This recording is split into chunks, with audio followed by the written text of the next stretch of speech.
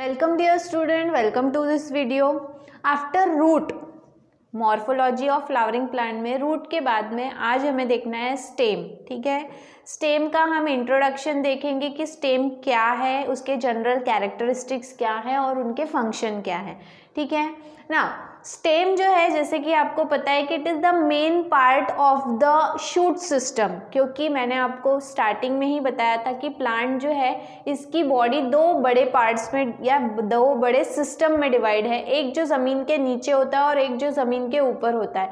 जो ज़मीन के नीचे होता है it is called as root system, और जो ज़मीन के ऊपर होता है that is called as shoot system. पूरा का पूरा शूट सिस्टम जो है वो जिस मेन पार्ट के ऊपर डिपेंड करता है या उसे प्रोड्यूस करने वाला जो मेन पार्ट है वो है स्टेम. ठीक है, तो यहाँ पर अगर हम स्ट्रक्चर देखेंगे स्टेम का, तो स्टेम जो है इसमें आपको सबसे इसका जो टिप है यहाँ पर आपको अपाइकल बड दिखाई देगा. अपाइकल बड मतलब क्या है? बड मतलब वो रीजन है, वो प्रोसेस स्टेप या पार्ट है जहाँ पर मेरिस्टेमेटिक टिश्यूज प्रेजेंट होते हैं. मेरिस्टेमेटिक टिश्यूज का काम है बार बार सेल डिवीजन करना ताकि वहां से उस पर्टिकुलर पार्ट की ग्रोथ हो सके. ठीक है, तो बड जो है ये वो पोर्शन होता है which give rise to new organ या फिर new production of new part. ठीक है, तो अपाइकल मतलब क्या है? Tip, apex. तो टिप पे प्रेजेंट रहने वाला जो बर्ड है that is called as apical bud. ठीक है, तो ये सबसे टिप पे प्रेजेंट रहता है. इसके बाद में ग्रीन लीव्स होती हैं स्टेम के ऊपर लगी हुई. लीफ का जो डंडी होता है, स्टॉक होता है that is called as petiole.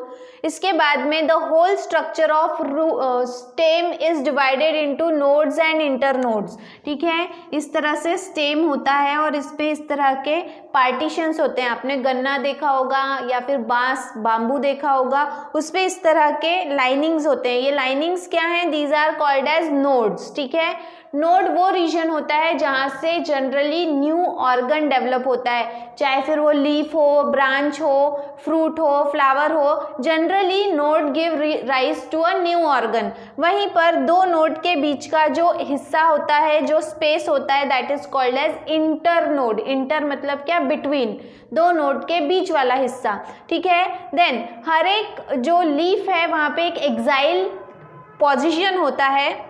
ठीक है, ये वाला जो एंगल बनेगा, ये एंगल बनेगा, this position is called as axil position. और एक्साइल पोजीशन पे भी बड प्रेजेंट रहता है which is meant for the production of flower या फिर फ्रूट वहाँ पे डेवलप होता है. ठीक है, या फिर और कोई दूसरा ऑर्गन जैसे कि स्पाइन वगैरह, ये सारी चीज़ें यहाँ से डेवलप हो सकती है. तो एक्साइल पोजीशन पे जो बड प्रेजेंट रहता है that is called as axillary bud. ठीक है, while the main axis is called as stem. ठीक है, तो यहाँ पर हमको जनरल कैरेक्टर्स देखने हैं स्टेम के. स्टेम जो है जैसे बताया मैंने आपको कि शूट सिस्टम का मेन एक्सिस है जिसके आजू बाजू सारे ऑर्गन्स डेवलप होंगे. ठीक है, असेंडिंग ऑर्डर में आपको ये पार्ट दिखाई देता है, मतलब ऊपर छोटा और नीचे बड़ा. वहीं अगर हम रूट का देखेंगे तो रूट उल्टा है, ऊपर आपको बड़ा दिखाई देगा और नीचे छोटा छोटा होते जाएगा. डिसेंडिंग ऑर्डर में वो ग्रो होता है. ठीक है, देन इसके बाद में डेवलपमेंट फ्रॉम प्लिम्यूल. जैसे मैंने आपको बताया था कि सीड जब जर्मिनेट होता है तो उसमें से रेडिकल और क्या होते हैं? प्लिम्यूल. ये दो हिस्से यहाँ पे सबसे पहले डेवलप होते हैं. Radicle is responsible for giving rise to root system while plumule is responsible for giving rise to shoot system. तो शूट सिस्टम का स्टेम का डेवलपमेंट सबसे पहले जहाँ से होता है, बर्थ जहाँ से होता है वो है प्लिम्यूल. ठीक है, इसके बाद में differentiated into nodes and internode. ये कैरेक्टरिस्टिक फीचर है जो स्टेम को रूट से अलग करता है. रूट में नोड्स और इंटरनोड्स नहीं होते, लेकिन stem is divided into nodes and internodes. ठीक है, then positively phototropic.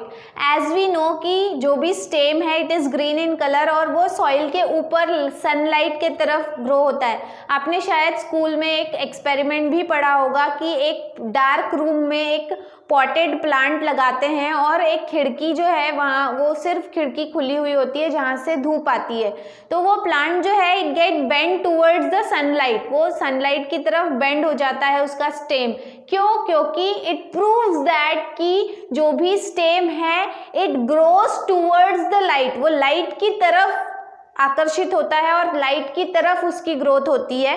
That means it is positively phototropic. वहीं पानी के सर्च में रूट जैसे ग्रो होती है वैसे स्टेम ग्रो नहीं होता, मतलब it is negatively hydrotropic, plus वो सॉइल की तरफ नहीं सॉइल से दूर ग्रो होता है, that means it is negatively geotropic. ठीक है, तो ये प्रॉपर्टी है। देन जनरली स्टेम जो है it is green in colour, और ग्रीन होने की वजह से it has got the capacity to perform the process of photosynthesis, मतलब वो ग्रीन होने के साथ साथ फोटोसिंथेसिस भी करते हैं। ठीक है, एंड प्रोड्यूस डिसिमिलर ऑर्गन। हमने देखा था रूट में आपको प्राइमरी भी रूट ही है, सेकेंडरी भी रूट ही है, टर्शरी भी रूट ही है, लेकिन स्टेम जो है इसमें डिसिमिलर ऑर्गन, अलग अलग प्रकार के ऑर्गन भी तैयार होते हैं। ब्रांच तैयार होगी, लीफ तैयार होगा, फ्रूट तैयार होंगे, फ्लावर्स तैयार होंगे, ये सब डिसिमिलर ऑर्गन्स हैं। ठीक है, ब्रांच जो है वो सिमिलर ऑर्गन है, लेकिन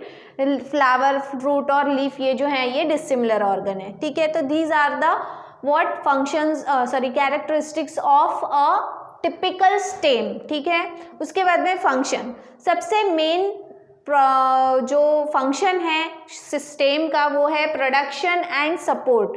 प्रोडक्शन किसका? पहले सपोर्ट देना, पूरे प्लांट बॉडी पार्ट को सपोर्ट देना, और किस किस को प्रोड्यूस करना? प्रोड्यूस करना ब्रांचेस को, न्यू ब्रांचेस को, न्यू लीव्स को, फ्लावर्स को, फ्रूट्स को, क्योंकि ये सारी चीज़ें जो हैं वो स्टेम के ऊपर ही ग्रो होते हैं। ठीक है, और इनको सपोर्ट भी प्रोवाइड करता है कौन? स्टेम। देन इसके अलावा मेन फंक्शन है conduction of water and nutrient. ठीक है, जो भी सॉइल में से लाया गया वाटर है, न्यूट्रिएंट है, वो रूट किसे दे देती है? स्टेम को, और फिर स्टेम का काम है कि वो प्लांट के हर एक पार्ट तक पहुंचाया जाए।